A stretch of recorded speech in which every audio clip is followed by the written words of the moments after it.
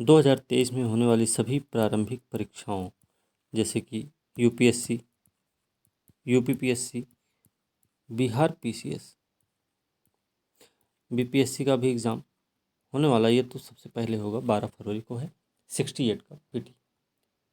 ठीक है, सब में माइनस मार्किंग है, 1/3 है इन दोनों में और 1/4 है बीपीएससी में। ठीक है, आज वाली वीडियो में जो इस चैप्टर की हम चर्चा करेंगे वो होगा, पहली बात तो सब्जेक्ट है प्राचीन इतिहास से संबंधित है। प्राचीन इतिहास है, प्राचीन इतिहास में भी जो चैप्टर होंगे वो होंगे इंडस वैली सिविलाइजेशन, सिंधु घाटी सभ्यता। इसके बाद वैदिक सभ्यता की बात करेंगे हम। ठीक है, वैदिक सभ्यता, फिर उसके बाद बौद्ध धर्म, फिर जैन धर्म की बात कर लेंगे। ये शॉर्ट टाइप में इनकी चर्चा करेंगे और उन्हीं चीज़ों पे बात करेंगे जो एग्ज़ाम में पूछे जाने की संभावना होगी। ठीक है, ज़्यादा कुछ नहीं बताएंगे, बस पीटी के हिसाब से ही देखेंगे। तो जल्दी जल्दी चलिए देख लेते हैं। सबसे पहले सिंधु घाटी सभ्यता के बारे में बात करें तो सिंधु घाटी सभ्यता के बारे में एक चीज़ याद रखना, इसी को हड़प्पा सभ्यता भी कहा जाता है, इसी को मोहनजोदड़ो भी कहा जाता है सभ्यता, है ना। सिंधु घाटी सभ्यता तो कहते ही है। सिंधु घाटी सभ्यता इसलिए कहा जाता है क्योंकि सिंधु नदी और उसके जो ट्रिब्यूटरीज हैं, सारी सहायक नदियां हैं, उनके आसपास फैला हुआ क्षेत्र था। हड़प्पा सभ्यता इसलिए बोलते हैं क्योंकि सबसे पहले जो साक्ष्य मिला वो हड़प्पा से ही मिला है। हड़प्पा का अर्थ होता है हरि प्लस अप्पा, मतलब भगवान का घर, याद रखना। ठीक है, तो हम सबसे पहले इसके बारे में बात करेंगे। तो जैसे विद्वानों ने बताए हैं निर्धारित तिथियां, कई अलग अलग विद्वान अलग अलग निर्धारित तिथि दी हैं। जैसे जॉन मार्शल ने इसकी तिथि बताई है 3250 से लेकर 2750। कई बार पूछा जाता है, मिलान करने के लिए याद रखना है। अर्नेस्ट मैके हैं, इन्होंने 2800 से 2500 के बीच इसकी तिथि बताई है। मार्टिमर व्हीलर हैं, इन्होंने 2500 से 1700 के बीच बताई है, 2500 से 1700 के बीच। और फेयर सर्विस हैं, इन्होंने 2000 से 1500 के बीच, इन्होंने बीसी के बीच की समयावधि को निर्धारित किया है। इन लोगों ने कैसे किया है? ये किया C14 कार्बन, रेडियो कार्बन 14 के माध्यम से, जिसको हम कार्बन डेटिंग बोलते हैं। ठीक है, याद रखना। अब इनमें से जो सबसे फैक्ट माना जाता है वो है 2500 से 1700 बीसी के बीच का समय। एक चीज़ और याद रखना, इसकी चरम अवस्था, विकास की जो चरम अवस्था रही सिंधु घाटी सभ्यता की, वो कौन सी थी? तो वो है भैया 2200 से 2000 बीसी के बीच का। ठीक है, ये हमें ध्यान रखना है। इसके सीमांतर्गत जो क्षेत्र हैं उनकी बात अगर कर लें तो उत्तर में मांडा है, ऐसे अगर कर लें यहाँ पे मांडा आ जाएगा, यहाँ पे दायमाबाद है, दक्षिण में पूरब में आलमगीरपुर है जो कि उत्तर प्रदेश के मेरठ जिले में स्थित है। ठीक है, और ये है सुतकागंडोर जो कि पश्चिमी बिंदु है। अब ये कहाँ कहाँ है? तो मांडा आपका चिनाब नदी के किनारे है, जम्मू कश्मीर में। सुतकागंडोर कहाँ है? दास्ता नदी के किनारे, बलूचिस्तान में है, पाकिस्तान में है। दायमाबाद कहाँ है? प्रवरा नदी के किनारे, महाराष्ट्र में अहमदनगर जिले में स्थित है। वहीं आलमगीरपुर उत्तर प्रदेश के मेरठ जिले में यमुना की सहायक नदी है, हिंडन के किनारे स्थित है। 12.5 लाख वर्ग किलोमीटर क्षेत्र में फैला हुआ क्षेत्र है ये सिंधु सभ्यता वाला स्थल। ठीक है, ये थोड़ा से फैक्ट हमको याद रखने हैं। और ये त्रिभुजाकार आकृति में निर्मित है, ऐसे कुछ करके है, ऐसे करके। ठीक है, त्रिभुजाकार आकृति में है। तो सबसे पहले हम बात करेंगे हड़प्पा सभ्यता के बारे में। हड़प्पा सभ्यता की खोज हुई है 1921 में। याद रखना, राय बहादुर दयाराम साहनी के द्वारा की गई। निर्देशक रहे हैं जॉन मार्शल। महानिदेशक जो थे इस समय राय बहादुर दयाराम साहनी द्वारा खोजी गई। मांटगोमरी जिला में है, इस समय पाकिस्तान का साहिवाल जिला है। ये पंजाब प्रांत है, याद रखना, रावी नदी के बाएं तट पर स्थित है। बात करेंगे मोहनजोदड़ो की, तो मोहनजोदड़ो सिंधु नदी के दाहिने तट पर स्थित है। राखाल दास बनर्जी द्वारा खोजा गया 1922 में यह स्थल है। याद रखना, लरकाना जिला है, सिंध प्रांत है, पाकिस्तान देश है। ठीक है, यह हमें पता हो गया। यह एक नगरीय सभ्यता थी, याद रखना हमें। ठीक है, तो ये फैक्ट है। पिग्गट महोदय हैं, इन्होंने ये प्रश्न पूछा गया, हड़प्पा मोहनजोदड़ो को एक विस्तृत साम्राज्य की जुड़वा राजधानी कहा था। याद रखना, सिंधु सभ्यता के समय का मापन रेडियोकार्बन ये हमें पहले बता दिया है। ठीक है, अब हम बात करेंगे इसके विस्तार के बारे में, हमने पहले ही बता दिया है। मोहनजोदड़ो की मिश्रित जनसंख्या से संबंधित हम बात करेंगे। तो मिश्रित जनसंख्या जो यहाँ की है वो कौन कौन सी, इसमें प्रोटो ऑस्ट्रेलॉयड भी रही है जिसको काकेशियन बोलते हैं, भूमध्य सागरीय, अल्पाइन, मंगोलाइड। इसमें सबसे ज़्यादा जो संख्या रही है वो रही है भूमध्य सागरीय की।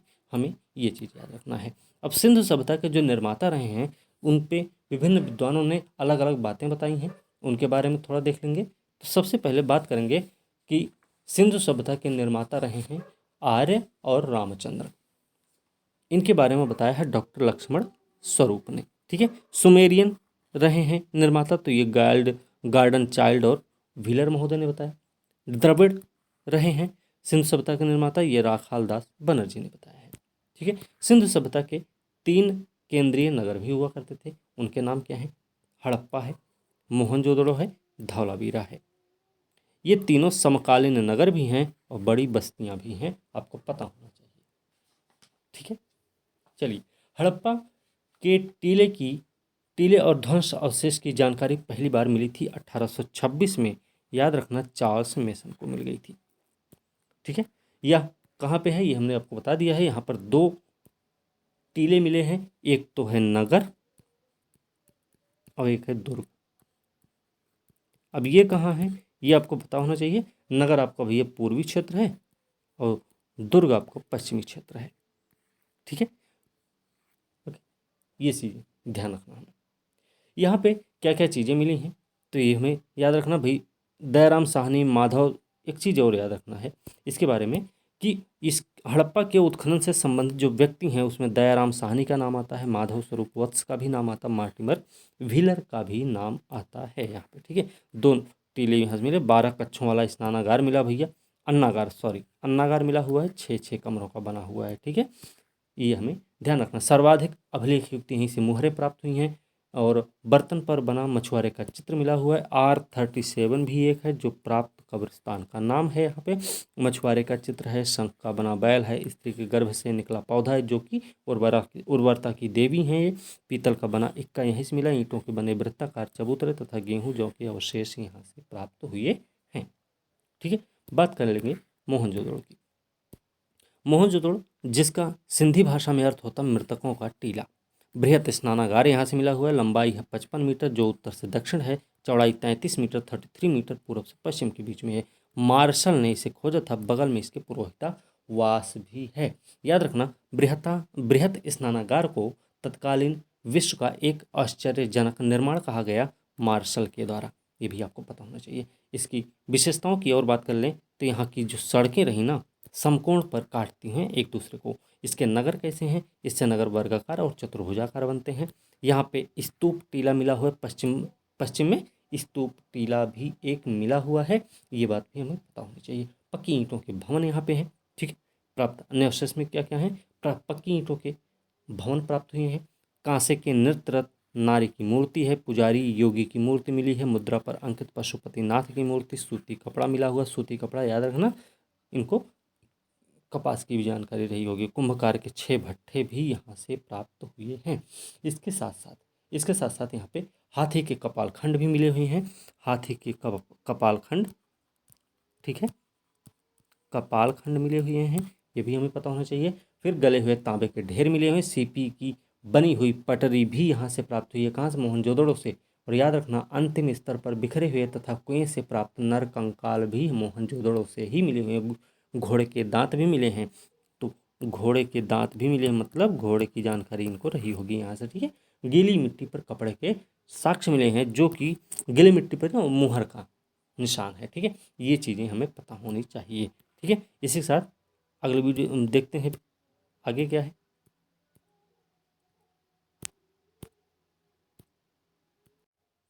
चलिए, चन्हू दड़ों की बात करेंगे। इसकी खोज की थी MC मजूमदार ने 1931 में खोजा था। मनका बनाने का यहाँ पे कारखाना है, मैके ने खोजा था ये चीज़, मैके ने खोजा था। यहाँ पे मनका बनाने का कारखाना मिला हुआ है 1935 में, ये भी आपको ध्यान रखना है। ठीक है। अलंकृत यहाँ पे हाथी मिली है, खिलौना और कुत्ते के बिल्ली के पीछे करते हुए पदचिन्ह भी चन्हू दड़ों से ही प्राप्त हुए हैं। सौंदर्य प्रसाधनों में प्रयुक्त प्लास्टिक भी यहाँ से मिला हुआ है, वक्राकार ईंटें भी यहाँ से मिली हुई हैं। ठीक है, ये भी हमको पता होना चाहिए। झुकर झांगर संस्कृति के अवशेष भी हमको चन्हू दड़ों से ही मिले हुए हैं, याद रखना ये भी हमें। और ठीक है, ये भी चीज़ हमको ध्यान में रखनी है। झुकर झांगर संस्कृति के अवशेष कहाँ से मिले हैं? चन्हू दड़ों से मिले हुए हैं। ठीक है, आगे देखेंगे लोथल के बारे में बात करेंगे। लोथल जो कि अहमदाबाद जिले में स्थित है, भोगवा नदी के तट पर स्थित है। तो भैया अहमदाबाद में है, मतलब गुजरात में है, ये पता हो गया। डॉक्टर SR राव के द्वारा इसकी खोज हुई है। राव के द्वारा इसकी खोज की गई है 1954 में, ये भी आपको पता होना चाहिए। 1954 में खोज हुई है। लोथल नगर योजना और अन्य भौतिक वस्तुओं के आधार पर लघु हड़प्पा या लघु मोहनजोदड़ो कहते हैं इसको। यहाँ से क्या क्या मिला देखिए, यहाँ पश्चिमी एशिया से व्यापार का प्रमुख स्थल रहा है ये। लघु हड़प्पा लघु मोहनजोदड़ो भी कहते हैं। फारस की मुद्रा सील यहीं से प्राप्त हुई। पक्के रंग में रंगे हुए पात्र यहीं से मिले हैं। यहीं पर गढ़ी और नगर प्राचीर से घिरे हुए हैं, ऐसा भी है, मिला हुआ है। जहाज़ों की गोदी डॉकयार्ड यहीं से प्राप्त हुआ है। ठीक है, धान चावल बाजरे के साक्ष्य मिले हैं। घोड़े की लघु मृण मूर्ति और 3 युगल शवाधान की प्राप्ति यहाँ पे हुई है। ठीक है, ये हमें पता हो गया। आगे देखेंगे, कालीबंगा की बात करेंगे। कालीबंगा क्या भाई? हनुमानगढ़ जिला में राजस्थान में स्थित है, याद होना चाहिए। ठीक है, खोज की थी अमलानंद घोष ने।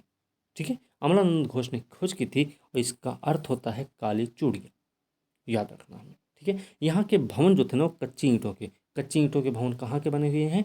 कच्ची ईंटों से भवन कहाँ के बने हुए? तो कालीबंगा से बने हुए हैं, मुझे मिले हैं। ठीक है, बाकी नाली वाली पक्की ईंटों से बने हुए हैं। यहाँ से क्या क्या मिला है? नाली नहीं, नाली कुआं स्नानागार में पक्की ईंटों का प्रयोग यहाँ पे हुआ है। ठीक है, अब यहाँ पे क्या क्या मिला हुआ है हमें देखना है। आड़ी तिरछी जुते हुए खेत के साक्ष्य कालीबंगा से मिले हैं। भूकंप के साक्ष्य भी यहीं से प्राप्त होते हैं।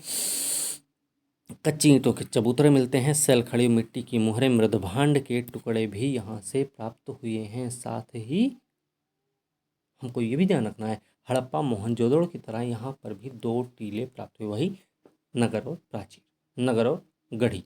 ठीक है, याद रखना। ओके, चलिए अब बात करेंगे धौलावीरा की।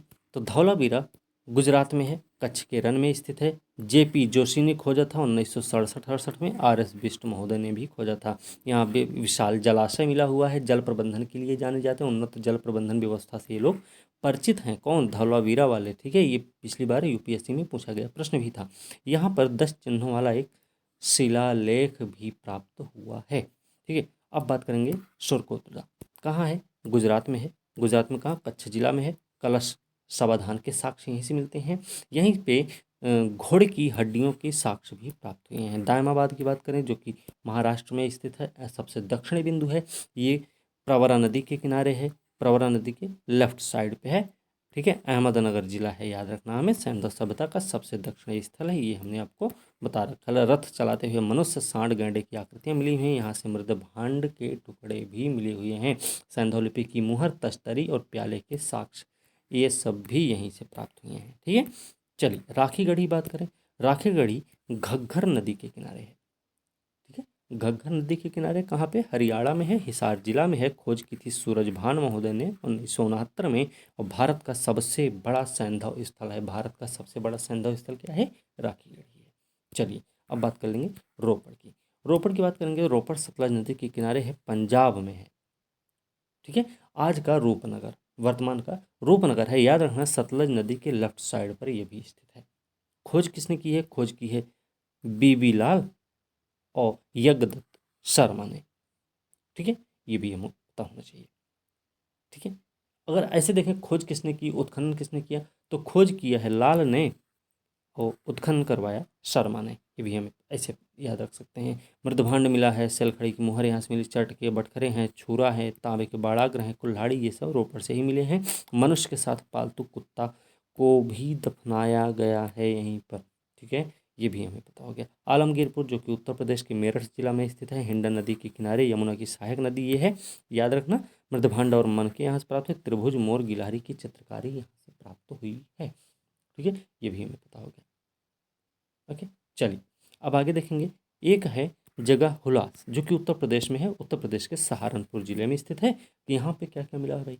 कांचली मिट्टी के मनके मिले हुए यहाँ से चूड़ियाँ प्राप्त हुई हैं, यहाँ से खिलौना गाड़ी भी मिली है, यहाँ से एक ठप्पा भी प्राप्त हुआ है। आपको पता होना चाहिए, ठप्पा यहाँ से प्राप्त हुआ है हमें। ठीक है, चलिए आगे देखेंगे। यह सैंधव लिपि युक्त एक ठप्पा मिला हुआ है। ठीक है, बनावली की बात करें, बनावली की बात करेंगे तो बनावली कहाँ है भाई? बनावली आपका हरियाणा हिसार जिला में है। संस्कृति के यहाँ 3 स्तर पाए गए हैं, याद रखना। 3 ही जगह हैं जहाँ पर संस्कृति के 3 स्तर पाए गए हैं। एक तो प्राक सैंधव, विकसित सैंधव, उत्तर सैंधव, 3 संस्कृति के स्तर हैं। सड़कें नगर को तारांकित भागों में विभाजित करती हुई नजर आती हैं। यहाँ पे मुहरें, बटखरे, लाजवर्द, कर्नलियन के मन के हैं, हल्की आकृति के खिलौने हैं, तांबे के बाड़ागर, ये सब यहाँ से मिले। मांडा, मांडा कहाँ है? उत्तर प्रदेश। ये आपका सबसे उत्तरी बिंदु है सिंधु नदी का, और याद रखना है कि ये चिनाब नदी के किनारे स्थित है, जम्मू कश्मीर में है ना। चलिए, तो मांडा चिनाब नदी के दक्षिणी किनारे पर स्थित है, याद रखना, जम्मू कश्मीर में। संस्कृति के यहाँ भी 3 स्तर प्राप्त हुए थे। एक मांडा में मिल गया 3 स्तर संस्कृति का, और दूसरा मिला बनावली में। अभी और देख लेंगे। तो एक मांडा आपको याद रखना, एक बनावली, जहाँ पे 3 स्तर संस्कृति प्राप्त हुए हैं। ठीक है, मिट्टी के ठीकरे यहाँ से मिले हैं, हड्डी के नुकीले नुकीले बाड़ाग्र हैं, चर्ट ब्लेड है, कांस्य निर्मित पेचदार पिन है, एक आधी अधूरी मुहर भी यहाँ से प्राप्त हुई है। ठीक है, ये भी हमें पता होना चाहिए। ठीक है ना। चलिए, सनौली, सनौली कहाँ है? उत्तर प्रदेश के बारोट तहसील है, जिला है बागपत, उत्तर प्रदेश में स्थित है। यहाँ से 125 समाधान प्राप्त हुए क्रमबद्ध रूप से। सुमेरिय सभ्यता के लोग प्राचीन विश्व के प्रथम लिपि आविष्कारकता माने जाते हैं। ये प्रश्न पूछा गया है एग्जाम में, आपको याद होना चाहिए। अभी हम एक जगह का नाम जगह छोड़ दिए हैं, उस जगह का नाम है सुतकागन-डोर।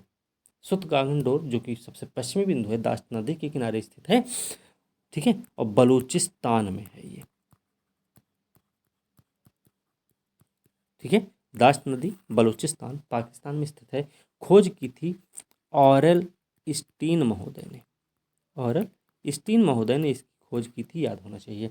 यहाँ से क्या क्या मिला? प्राकृतिक चट्टान के ऊपर दुर्ग बनाया हुआ मिला है, यहाँ पे मृदभांड मिले हैं, ताम्र निर्मित यहाँ पे बाड़ाग्र मिले हुए हैं, तिकोने ठीकरे मिले हुए हैं, ताम्र निर्मित ब्लेड के टुकड़े भी प्राप्त हुए हैं, मिट्टी की चूड़ियों के अवशेष भी प्राप्त हुए हैं आपको सुतकागन डोर से ही।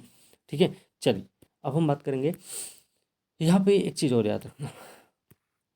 अब इसकी बात करें सैंधव सभ्यता के बारे में। सैंधव सभ्यता मध्य सत्तात्मक समाज है, शाकाहारी मांसाहारी भोजन करते हैं, ऊनी सूती वस्त्र पहनते हैं, नवसारों से, ये याद रखना, पूछा गया प्रश्न है, नवसारों से स्त्रियों की मांग में सिंदूर के प्रमाण मिलते, पासा इनका प्रमुख खेल रहा है, ये भी हमें पता होना चाहिए।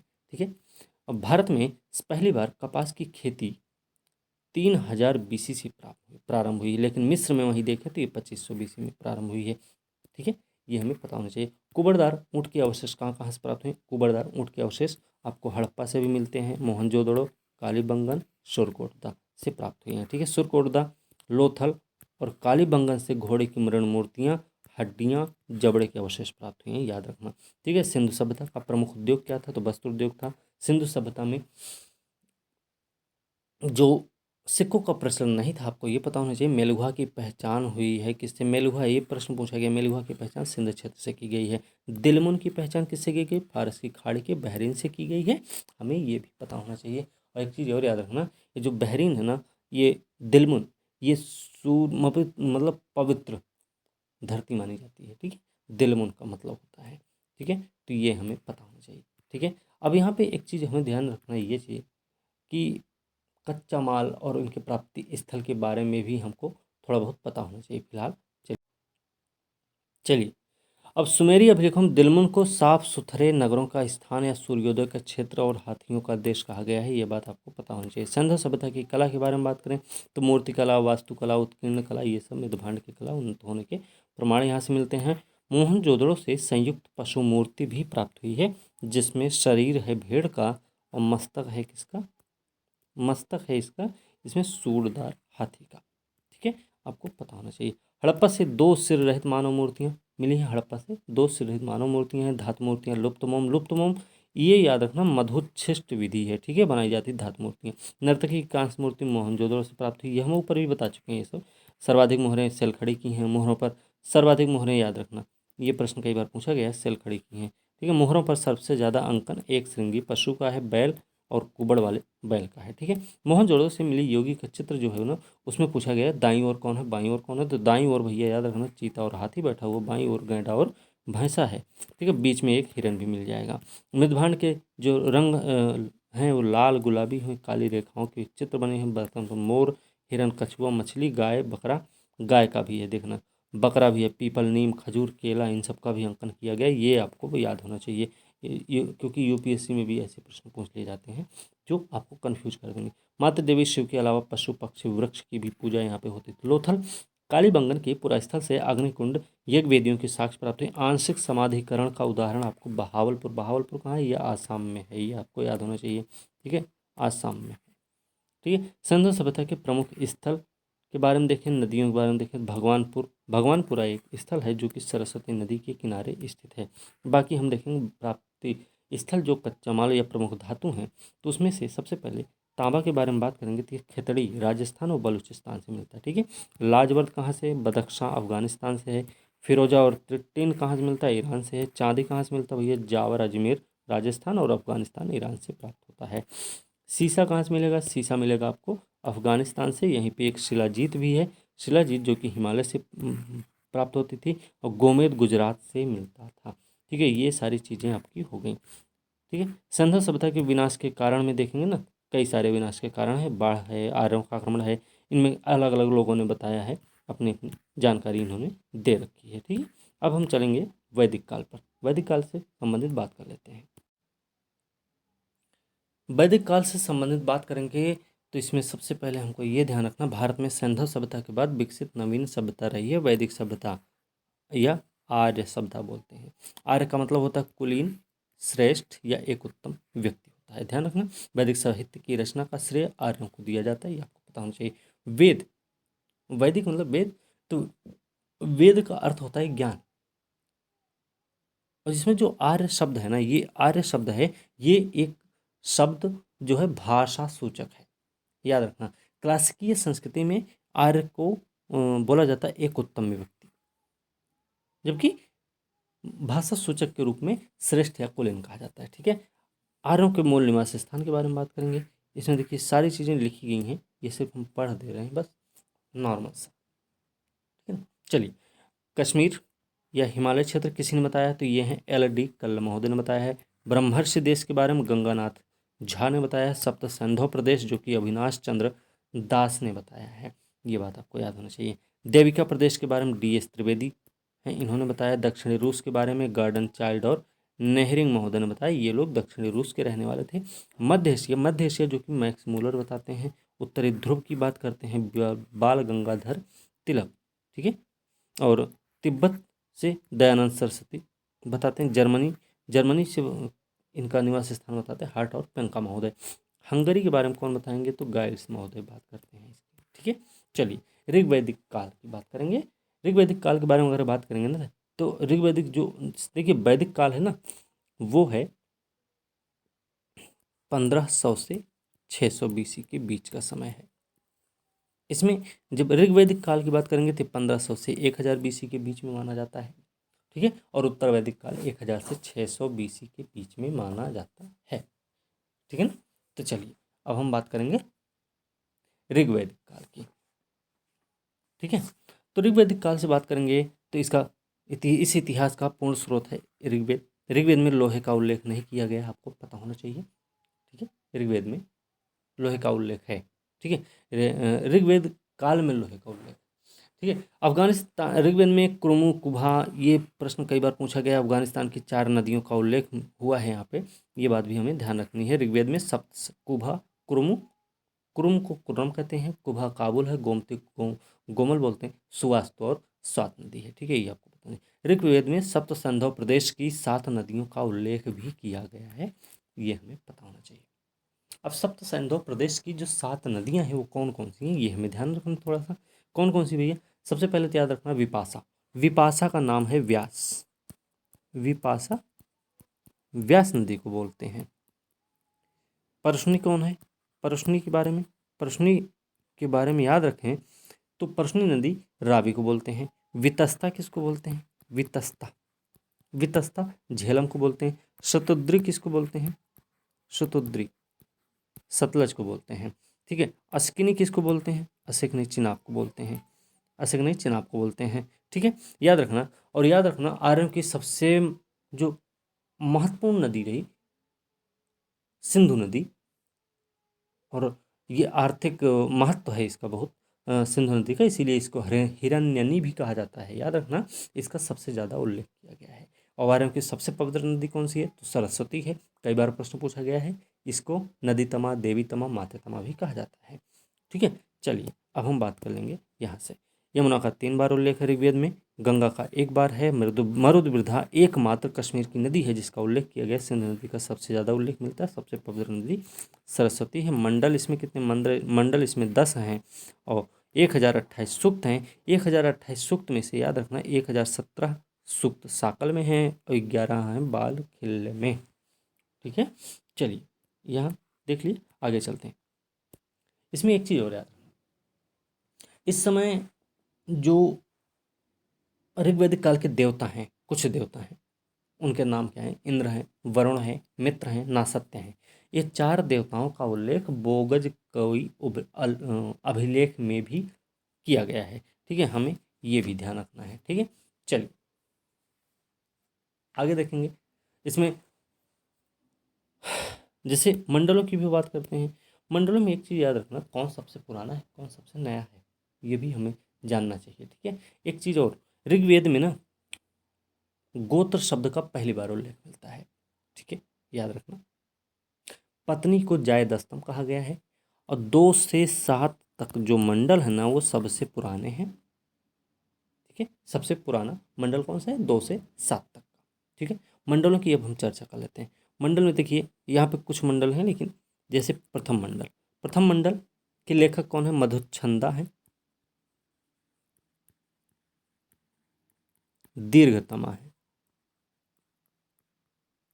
दीर्घतमा है। दूसरे के कौन है? दूसरे गृहस्मद है, गृहस्मद,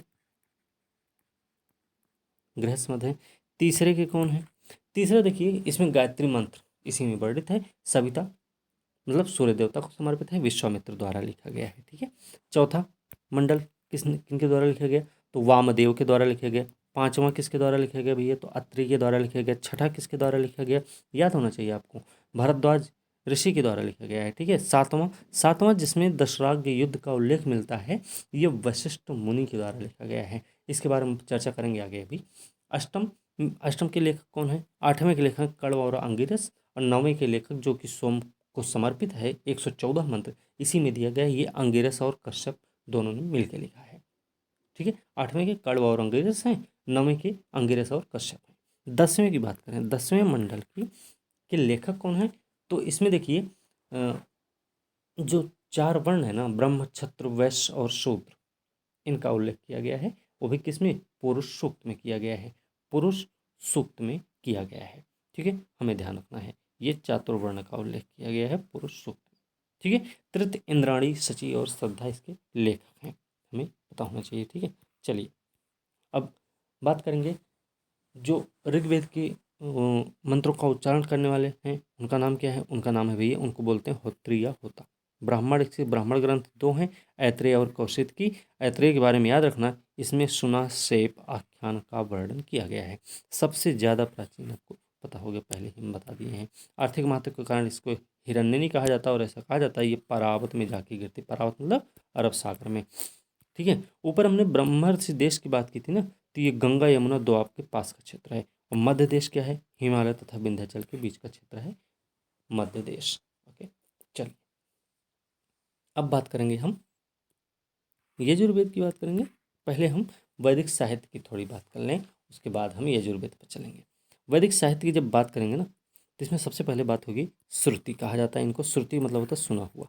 सबसे ज़्यादा प्राचीन है वैदिक साहित्य। वेद त्रय से संबंधित प्रश्न पूछा गया है, ऋग्वेद, यजुर्वेद और सामवेद। याद रखना इसके 4 भाग हैं। वैदिक साहित्य के 4 भाग कौन कौन से हैं? संहिता, ब्राह्मण, आरण्यक, उपनिषद। ठीक है, ऋग्वैदिक काल की कुछ नदियां हैं, इन नदियों के बारे में हमने पहले ही बता दिया फिलहाल। ठीक है, चलिए अब आएंगे यजुर्वेद पर। ठीक है, यजुर्वेद की बात करेंगे। स्रोत है कर्मकांड वर्णित है, इसमें 2 भाग हैं। 2 भाग कौन कौन से हैं? कृष्ण है यजुर्वेद, शुक्ल यजुर्वेद। ठीक है, कृष्ण यजुर्वेद की बात करेंगे तो ये गद्य और पद्य दोनों में है, लेकिन शुक्ल यजुर्वेद आपका सिर्फ और सिर्फ पद्य में लिखा गया है। ठीक है, आपको पता होना चाहिए। एक चीज याद रखना, इसकी पुरोहित को, यजुर्वेद के पुरोहित को कहा जाता है अधवर्यु। अधवर्यु कहा जाता है। अधवर्यु से एक चीज और याद रखना, यजुर्वेद का जो अंतिम भाग है ना, वो है ईशोपनिषद। ईशोपनिषद, ईशोपनिषद के बारे में एक चीज याद रखना, यह आध्यात्मिक चिंतन से संबंधित है। आध्यात्मिक चिंतन से संबंधित है। ठीक है, चल अभी एक इसमें हम बात कर लेंगे फिलहाल। ठीक है, आध्यात्मिक चिंतन से संबंधित देखिए, यजुर्वेद में पुनर्जन्म का सिद्धांत दिया गया है। जलप्लावन कथा का वर्णन, पुरूर्वा उर्वशी आख्यान है, पुरुषमेध का वर्णन इसी में किया गया है। इसका ब्राह्मण ग्रंथ है शतपथ ब्राह्मण, हमको पता होना चाहिए। अब हम बात करेंगे यजुर्वेद की जो शाखाएं हैं, 2 शाखाएं हैं ना, तो ये 2 शाखाएं कौन कौन सी हैं, इनके भी कुछ भाग हैं। जैसे शुक्ल यजुर्वेद की शाखाएं हैं। शुक्ल यजुर्वेद की शाखाएं कौन सी हैं? तो शुक्ल यजुर्वेद की 2 शाखाएं कौन सी? कण्व और माध्यन्तिन। शुक्ल यजुर्वेद को ही ना वाजसनेय भी कहा जाता। यहीं पर कृष्ण यजुर्वेद के बारे में देख लें तो कृष्ण यजुर्वेद की जो शाखाएं हैं वो कितनी हैं? तो कृष्ण यजुर्वेद की शाखाएं हैं 4। कौन कौन सी? तैत्रीय, तैत्रीय, काठक, कपिस्थल, मैत्रायणी, मैत्रायणी। ठीक है, ये 4 भाग हैं इसके। ओके, ध्यान रखना भाई। चलिए आगे देखेंगे। और एक चीज़ और याद रखना, शतपथ ब्राह्मण है ना, यजुर्वेद का ब्राह्मण ग्रंथ क्या है? शतपथ ब्राह्मण। और शतपथ ब्राह्मण में पत्नी को अर्धांगिनी कहा गया है, ये हमको याद होना चाहिए। ठीक है, चलिए अब बात करेंगे सामवेद की। सामवेद की बात करेंगे। साम का अर्थ होता है संगीत या गान। गान मतलब कौन सा? यज्ञों के दौरान जो गाए जाते हैं। ठीक है, उन्हीं को हम बोल रहे हैं यहाँ पे, उन्हीं की बात कर रहे हैं। और एक चीज़ और याद है, संगीत की जननी है सामवेद। ठीक है, ये भी याद रखना। यज्ञों के अवसर पर गाए जाने वाले यज्ञों का संग्रह है। इसको पढ़ने वाले को उद्गाता कहा जाता है, मंत्रोच्चारण जो करते हैं। इसमें कुल 1810 छंद हैं, हमें पता होना चाहिए। लेकिन याद रखना, इसमें मात्र 75 छंद ऐसे हैं जो सामवेद से संबंधित है, बाकी सभी ऋग्वेद से संबंधित है। ये भी हमें पता होना चाहिए। ठीक है, अब बात करेंगे सामवेद की शाखाएं। सामवेद की शाखाएं कौन सी हैं? वो 3 हैं। 3 कौन कौन सी हैं? तो ये तीनों हैं। कौन कौन सी? नाम क्या है? कौथुमीय, राणायनी, जैमिनी। अब बात करेंगे अथर्ववेद की। अथर्ववेद की जब बात करेंगे, इसका उच्चारण करने वाले पुरोहित का नाम है ब्रह्मा। मगध और अंग को दूरस्थ प्रदेश कहा गया है। बिहार पीसीएस का एग्जाम देने जा रहे हैं तो इसके बारे में याद होना चाहिए। अथर्ववेद में मगध और अंग को दूरस्थ प्रदेश कहा गया है। सभा और समिति को प्रजापति की 2 पुत्रियां बताया गया है इसी में। ठीक है, मनुष्य के विचार, विश्वास, अंधविश्वास का इसमें विवरण मिलता है। ठीक है, अथर्ववेद में याद रखना। अथर्ववेद की 2 शाखाएं, पिप्पलाद और शौनक। इसका लेकिन कोई आरण्यक नहीं है, ये भी ध्यान रखना है। लेकिन ब्राह्मण ग्रंथ है कौन सा? गोपथ ब्राह्मण। गोपथ ब्राह्मण अथर्ववेद का ब्राह्मण ग्रंथ है। ठीक है, चलिए अब ये कुछ प्रश्न पूछे गए हैं। देखिए, जैसे याज्ञवल्क गार्गी संवाद है बृहदारण्यक में। यमनच के हिता संवाद कहाँ है? कठोपनिषद। कठोपनिषद जो कि कृष्ण यजुर्वेद का ही उपनिषद है, आपको ये भी पता होना चाहिए। सत्यमेव जयते कई बार पूछा गया, मुंडक उपनिषद में है। गोपथ ब्राह्मण अथर्ववेद का एकमात्र ब्राह्मण ग्रंथ है, ये हमने पहले ही बता दिया था। ठीक है, चलिए अब बात करेंगे उपनिषदों की। उपनिषद की बात करेंगे तो ये दर्शन पर आधारित हैं, याद रखना। इन्हें वेदांत भी कहते हैं, वेदांत। ठीक है, इसमें वेदांग के बारे में एक चीज़ और याद रखना। वेदांग जो कि वेदांत, देखो एक तो इन्हें उपनिषदों को वेदांत कहा जाता है, पहली चीज। वेदांत मतलब वेदों की अंतिम मतलब अंत, यहीं पे उपनिषद से ही उपनिषद अंतिम भाग है। ठीक है, याद रखना। वेदांग है, वेदांग में क्या क्या है, 6 वेदांग है ना, क्या क्या है, वेदों के 6 अंग हैं, शिक्षा, कल्प, व्याकरण, निरुक्त, छंद, ज्योतिष। और याद रखना, उपनिषद में पहली बार मोक्ष की चर्चा मिलती है, और ये मोक्ष की चर्चा कहाँ मिलती है, तो ये मिलती है श्वेताश्वर उपनिषद में। श्वेताश्वर उपनिषद में मोक्ष की चर्चा की गई है। ठीक है, ठीक है। इसी में शोल्व सूत्र भी, शोल्व सूत्र क्या है, शोल्व सूत्र में यज्ञ वेदियों को मापने, उनके स्थान चयन और निर्माण का वर्णन किया गया है। ठीक है, चलिए अब बात करेंगे पुराण। पुराणों की बात करें तो 18 पुराण है। सबसे पुराना मत्स्य पुराण है, लेखक हैं लोमहर्ष और उग्रसर्वा। मत्स्य पुराण में एक चीज याद रखना, इसमें 30 राजाओं का उल्लेख है। 30 राजाओं का उल्लेख जो है ना, इसमें से करीब 19 राजा तो ऐसे हैं जो सातवाहन वंश से संबंधित हैं। ठीक है, ये भी आपको पता होना चाहिए। भविष्यत काल शैली में कलयुग के राजाओं का विवरण इसमें मिलता है। समुद्र मंथन का वर्णन किसमें है, पुराणों में ही है। पर्वत जिससे समुद्र मंथन हुआ, उस पर्वत का नाम था मंद्रांचल, मंत्रांचल, और वासुकी सर्प का नाम था। इस समय जो गांव का मुखिया होता था उसको ग्रामीण बोलते थे, ग्रामीणी बोलते थे। ठीक है, विश्व का प्रमुख विश्वपति होता था, ये भी हमें पता होना चाहिए। अब हम बात करेंगे दशराग युद्ध, जो कि 7वें मंडल में लिखा गया है, वशिष्ठ मुनि द्वारा लिखा गया है, ये भी पता होना चाहिए। तो अब याद रखना है, इसमें देखिए दशराग युद्ध हुआ है ना परशुनी नदी के तट पर, पहली बात। ठीक है, परशुनी नदी के तट पर हुआ है, और ये हुआ तृतसुवंशी राजा है सुदास, तृतसु, याद रखना, तृतसुवंशी राजा हैं सुदास। एक तरफ है, दूसरी तरफ पंचजन और 5 लघु जनजातियां हैं। तो पंचजन का नाम याद रखना है, अनु, द्रोहयु, पुरु, यदु। यदु को क्रीवी भी कहा जाता है, तुर्वस। साथ में 5 लघु जनजातियां भी हैं। 5 लघु जनजातियों का भी नाम हमको याद होना चाहिए। कौन कौन सी हैं 5 लघु जनजाति, अनिल, पक्त, भलानस, शिव, विषाणिन। ये 5 लघु जनजातियां हैं, इनके बारे में भी पता होना चाहिए। इस युद्ध में विजयी कौन हुआ, सुदास, राजा सुदास विजयी हुआ है भैया, इसमें याद रखना। ठीक है, इसके पुरोहित का नाम था वशिष्ठ। ठीक है, अब चलते हैं आगे। वैदिक युग में राजा भूमि का स्वामी नहीं होता था, सेना भी नहीं रखता था, किले का मालिक भी नहीं होता था ऋग्वैदिक काल में, ये पता हो गया हमें। ठीक है, चलिए अब बात करेंगे ऋग्वैदिक समाज कैसा था। तो ऋग्वैदिक समाज की बात करें तो उससे पहले भी हमें एक चीज़ और ध्यान रखना कि कन्या की विदाई, जैसे पूछा जाता है कई बार कि कन्या की विदाई के समय दिए जाने वाला जो मिलने वाला उपहार होता था उसको वाहतु बोलते थे। एक है क्षेत्रज, क्षेत्रज नियोग, नियोग प्रथा से उत्पन्न संतान होती थी क्षेत्रज। जीवन भर जो कुंवारी रहती थी उनको बोलते थे अमाजू, जीवन भर कुंवारी जो रहे उनको अमाजू कहा जाता था, ध्यान रखना है। अगस्त ऋषि की पत्नी लोपामुद्रा हैं इस समय की जो विदुषी महिलाओं में शामिल हैं। विश्वरा, लोपामुद्रा, घोषा, अपाला, ये सब क्या हैं, विदुषी महिलाएं हैं। ठीक है, 3 प्रकार के वस्त्रों का भी उल्लेख इसमें किया गया। वो 3 वस्त्र कौन कौन से हैं, एक तो है नीवी, नीवी मतलब कमर से नीचे पहना जाएगा। ठीक है, वासस, वासस मतलब कमर के ऊपर पहना जाना जाएगा। एक होता है अधिवासस, जो कि ओढ़नी के रूप में होता है, अधिवासस बोलते हैं इसको, ये हमें पता होना चाहिए। ठीक है, उर्वरा, उर्वरा क्या है, कृषि योग्य भूमि है। ठीक है, चलिए फिलहाल अभी हम ऋग्वैदिक समाज की बात करेंगे। सबसे छोटी इकाई होती थी परिवार, पितृसत्तात्मक समाज था। समाज प्रारंभ में वर्ग विभेद से रहित होता था। गोत्र शब्द का पहली बार प्रयोग ऋग्वेद में किया गया, जिसका मतलब होता था गोष्ठ, जो कि कई बार प्रश्न पूछा गया है। समूचे कुल का गोधन पाला जाने वाला स्थान होता था। ठीक है, बाद में इसका अर्थ एक ही मूल पुरुष से उत्पन्न लोगों का समुदाय हो गया।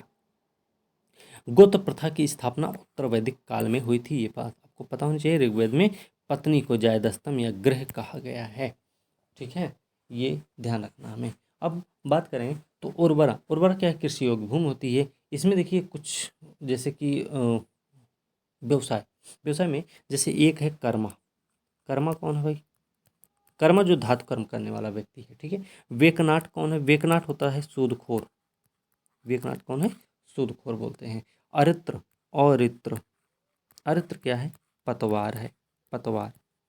और एक और शब्द इसी से मिलता जुलता है, अरित्री, अरित्री होता था नाविक, नाविक को बोलते थे अरित्री, और पतवार को बोलते थे अरित्र। ये बात हमें ध्यान रखनी है। ठीक है, चलिए आगे देखते हैं। चलिए अब देखेंगे उत्तर वैदिक काल में सभा में महिलाओं की भागीदारी बंद हो गई थी।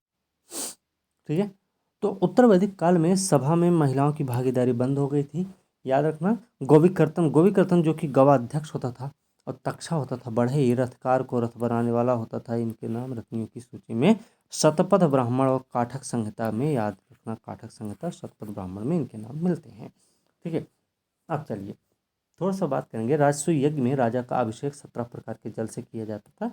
ये थोड़ा ध्यान रखना, उत्तर वैदिक काल में समाज 4 वर्णों में विभक्त था। याद रखना, विभक्त तो ऋग्वैदिक काल में भी था, लेकिन उस समय जो वर्ण विभाजन था वो जन्म आधारित नहीं कर्म आधारित हुआ करता था। उत्तर वैदिक काल में ये जन्म आधारित हो गया। ठीक है, मैत्राणी या मैत्रेय संहिता है ना, इसमें स्त्री को द्यूत और मदिरा की श्रेणी में रखा गया है। ठीक है, चलो छांदोग्य उपनिषद में केवल 3 आश्रम का उल्लेख है। छांदोग्य उपनिषद में सिर्फ 3 आश्रम, लेकिन पहली बार जाबाल उपनिषद में 4 आश्रमों का उल्लेख किया गया है। 4 आश्रम ये रहे, आप देख सकते हैं, ब्रह्मचर्य, गृहस्थ, वानप्रस्थ, संन्यास, ये 4 आश्रम है। 25-25 साल की उम्र का अंतर भी है। ब्राह्मण बालक का उपनयन संस्कार कैसे होता था? बसंत ऋतु में होता था, गायत्री मंत्र से किया जाता था। क्षत्रिय बालक का संस्कार उपनयन होता था ग्रीष्म ऋतु में, त्रिष्टुप मंत्र के द्वारा होता था। ठीक है, ये हमें थोड़े से फैक्ट याद रखने हैं। वैश्य बालक को अपने संसार शरद ऋतु में होता था जगती मंत्र के द्वारा। जीवन भर आश्रम में रहकर जो शिक्षा प्राप्त करती थी ना, वो होती थी ब्रह्मवादिनी कन्याएं। विवाह पहले तक जो शिक्षा प्राप्त करती थी उनको बोलते थे साध्यो वधु।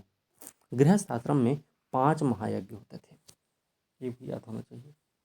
गृहस्थ आश्रम में 5 महायज्ञ होते थे। एक तो ब्रह्मयज्ञ प्राचीन ऋषियों के प्रति श्रद्धा प्रकट करते थे। देवयज्ञ जो देवताओं का सम्मान करते थे। भूत यज्ञ जो होता सभी प्राणियों के कल्याण के लिए होता था।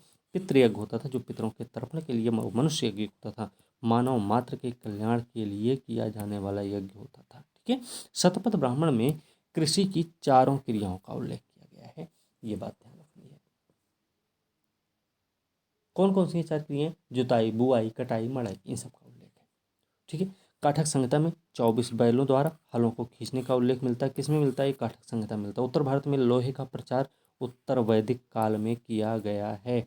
याद रखना, मतलब उत्तर वैदिक साहित्य में ही लोहे का प्रचार प्रसार मिलता है। तो लोहे को कृष्ण अयस्क कहा गया इस समय। तैत्तिरीय संहिता में ऋण के लिए कुशीद शब्द का प्रयोग किया। तैत्तिरीय संहिता में ऋण के लिए कुशीद शब्द का प्रयोग किया गया है, हमें याद रखना। ये देखिए यहाँ पे भी शतपथ ब्राह्मण में उधार देने वाले को बोलते थे कुशीदिन। ऋण के लिए कुशीद, उधार देने वाले के लिए कुशीदिन।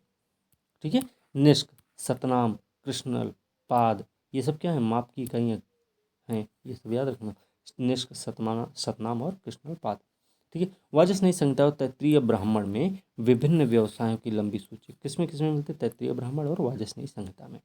उत्तर वैदिक काल में लाल मृद भांड बहुत प्रसिद्ध था। धर्म दर्शन के क्षेत्र में महत्वपूर्ण प्रगति हुई। वरुण इंद्र का स्थान अब प्रजापति ले लिए। प्रजापति विष्णु, शिव और रुद्र ने ले लिया था वरुण और इंद्र का स्थान। यज्ञों में पशु बलि प्रथा को महत्व दिया गया। यज्ञों का विशाल अनुष्ठान होने लग गया था। ठीक है, अब जब 5 दिन तक जो यज्ञ चलता था ना, उसको अग्निष्टोम बोलते हैं। गुह्य सूत्र में 16 संस्कार। 16 संस्कार किसमें है? गुह्य सूत्र में है। 8 प्रकार के विवाह का भी वर्णन गुह्य सूत्र में ही मिलता है। ठीक है, तो ये सारी चीज़ें हो गई। एक चीज़ भी और ध्यान रखना, कुछ चीज़ें हमें जैसे आपको ध्यान रखना है कि उत्तर वैदिक काल में पशु बलि प्रथा पर जोर दिया गया था, ये तो पता है। ठीक है, याद रखना, इंद्र को क्या कहते थे? इंद्र को विश्व का स्वामी कहा जाता है। इंद्र को क्या? विश्व का स्वामी, पुरंदर, कीलों को तोड़ने वाला कहा गया है। इनके लिए 250 मंत्र समर्पित हैं ऋग्वेद में, याद रखना। 200 मंत्र अग्नि को समर्पित हैं। अग्नि को क्या कहा गया? अग्नि को देवता और मनुष्य के बीच सेतु का काम करने वाला कहा गया है। ठीक है, वरुण है, वरुण एक देवता है हमारे। वरुण के बारे में हमको ध्यान रखना है कि वरुण जो है ना, समुद्र के देवता हैं। पहली बात, ऋतु का नियामक है, नैतिक व्यवस्था का प्रधान होता है ये। ठीक है, और ऋतुओं का नियामक होने के कारण इस ऋतुओं का नियामक होने के कारण वरुण को ऋतस्य गोपा भी कहा जाता है। इनको अहुर मजदा, 2 नाम याद रखना, अहुर मजदा और ओरनोज। अहुर मजदा कहाँ पे कहते हैं? ईरान में। ओरनोज कहाँ कहते हैं? यूनान में। ठीक है, ये हमें ध्यान रखना। पूषण यहाँ पे कौन है? पूषण एक है, पूषण के बारे में थोड़ा देख लें। तो पूषण कौन है भाई? वनस्पति के देवता पूषण नाम है इनका। पूषण वनस्पति के देवता है और औषधि के देवता है। ठीक, याद रखना। इस समय विभिन्न दिशाओं में राजाओं के अलग अलग नाम होते हैं। जैसे पूर्व में कौन है? पूर्व में जो राजा है उसको सम्राट बोलते हैं। पश्चिम में जो है उसको क्या बोलेंगे? स्वराट बोलेंगे। ये प्रश्न पूछा हो गया है पहले भी, याद रखना है। उत्तर में जो है उससे क्या बोलेंगे? तो उससे विराट बोलेंगे, विराट। दक्षिण में जो है उसे क्या बोलेंगे? दक्षिण में बोलेंगे भोज। और मध्य में एक है, मध्य में जो है उसको क्या बोलेंगे? वही है राजा। ठीक है, याद रखना। राजस्व यज्ञ का विस्तृत विवरण कहाँ मिलता है? शतपथ ब्राह्मण में पूछा जाए तो बता देना है। ठीक है, ओके, चलिए। तो इस प्रकार से ये वैदिक काल तक समाप्त हो गया पूरा पूरा। लेकिन वीडियो बड़ी लंबी हो जाएगी, ठीक है, और हमें लगता है अब रोक देना चाहिए। और अगली वीडियो जो हो ना उसमें बौद्ध और जैन, मौर्य साम्राज्य, इन सब का 4-5 चैप्टर उसमें देख लेंगे इकट्ठा करके। ठीक है, इससे क्या हो जाएगा? पीटी के लिए जितने भी फैक्ट होंगे, जितने इंपॉर्टेंट होंगे ना, वो सब के सब कवर हो जाएंगे अच्छे से, अच्छी खासी स्थिति में। तो इसी के साथ आज की वीडियो हम यहीं समाप्त करेंगे। अगली वीडियो के साथ कल मिलते हैं, तब तक के लिए धन्यवाद।